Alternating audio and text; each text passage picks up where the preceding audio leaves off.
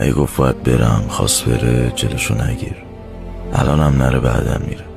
تو همون فرصتهای آخری که واسه‌تون مونده مهربون باش، بخند، بزن زیر دماغش، بگو آی نری بگی بد بودا، گریه‌تو نگه دار، بهش لبخند بزن، نفرین پفرین نکن، نصیحت نکن، نگو پای قولت وای نستادی، نگو بدون تو نمیتونم. فقط لحظه آخر مثل لحظه های اول از ته قلبت دوستش داشته باش، انگاری قراره بمیره. وقتی رفت بزن زیر گریه. 2 هفته، 2 ماه، 2 سال، اصلا تو بگو 10 سال.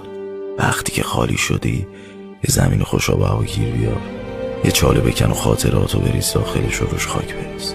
آخرین تصویر تو ازش میشه یک خاک سپاری مجلل و روزی که مرد، ولی آخرین تصویر اون از تو میشه یک آدم مهربون تکرار نشدنی. اون هر بار که یادت میفته از حسرت میمیره. فکر کنم این انتقام منصفانه‌ای باشه.